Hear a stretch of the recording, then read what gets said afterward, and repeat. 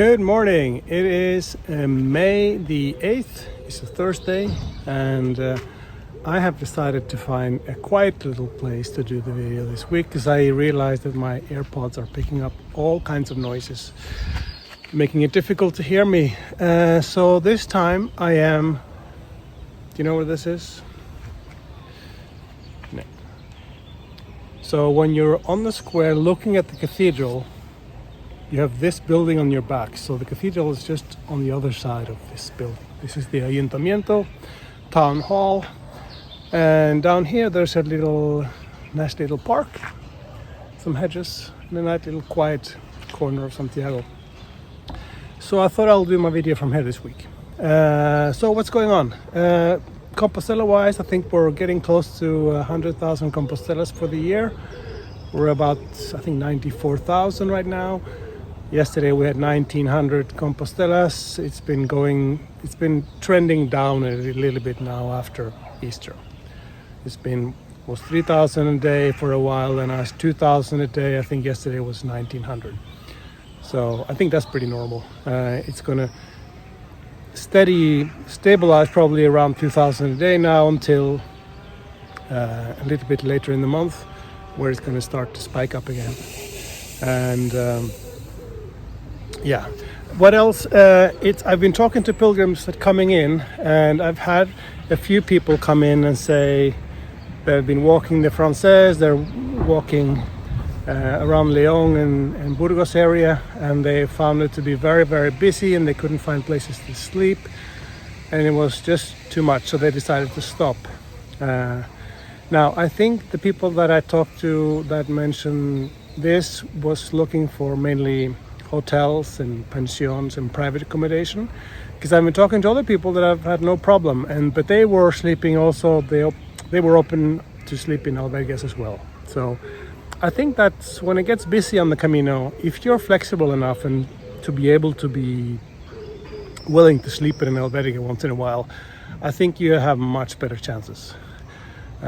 Also, remember that if you are looking at booking.com and not looking at anywhere else, when it's so busy on the Camino, many hotels don't put themselves on booking because they know they're going to fill up their rooms anyway, and they don't want to pay the fee for being on booking. So they take themselves off booking, but they may still have rooms available. It doesn't mean that they're sold out if they're not on booking.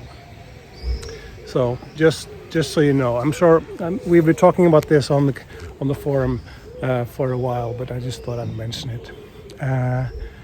So I have a feeling because it's pretty quiet now. Well, quiet. It's busy in Santiago, but it's not that busy. But I have a feeling from what I'm hearing, there's a lot of people coming down the road. So in a week or two or three, I'm sure we're gonna start to see that in Santiago as well. What else is going on? I have in the store, I've gotten my Camino tiles back in stock. I have been in touch with Gonzalo, which is my guy in Sevilla that makes the tiles. They make it there in their oven, and the thing is that they don't turn the oven on every week. They turn it on every couple of months, seems like. So I've had my order in for them for a long time, and finally I got them yesterday. So I'll put a picture up of the tile in case you're interested, and you can have a look. What else? I realized people ask me when they come to the office, what should I see in Santiago? Because, many times people come in and they have maybe an extra day or two, and they're going to wander around town, and they're looking for things to do. And one thing that I haven't told a lot of people, and I should start telling them more, is the San Martin Church. A lot of you, I'm sure, have been staying at San Martin Pinario, and you may not know, but San Martin Pinario also has a very beautiful, very big and very nice church that is well worth a visit. Earlier years, the entrance to that church has been kind of hidden away. It's been like a door on the side. You had to go through a museum before you actually go into the church. But now they have opened up the main entrance, the main door of the church on the main facade. The facade is on the side, See if I can put up a photo of the facade of the church. I'm sure you have passed by there many times and you've seen the door closed, thinking, oh, it must be always closed. What they've done this year is I don't think you go through the museum anymore. You can go actually through the main door of the facade. So the picture you see now on the screen, the green doors down there, the big wooden doors, are open for people can come in and have a look, and you can go through the main doors. I asked, and they told me they were open from 10 to 2 and 4 to 6 during the week, 10 to 2 on Saturdays, and they're closed on Sundays. And they told me pilgrims and people over 65, I think it's 3 or 4 euros, and then the rest of the non-pilgrims and under 65 is 1 or 2 euros more, 5 or 6, I don't remember. Anyway, it's well worth a visit if you are in Santiago and are interested in seeing a very beautiful church. It's very big. It's actually bigger than it looks from the outside. It's not the cathedral, but it's close.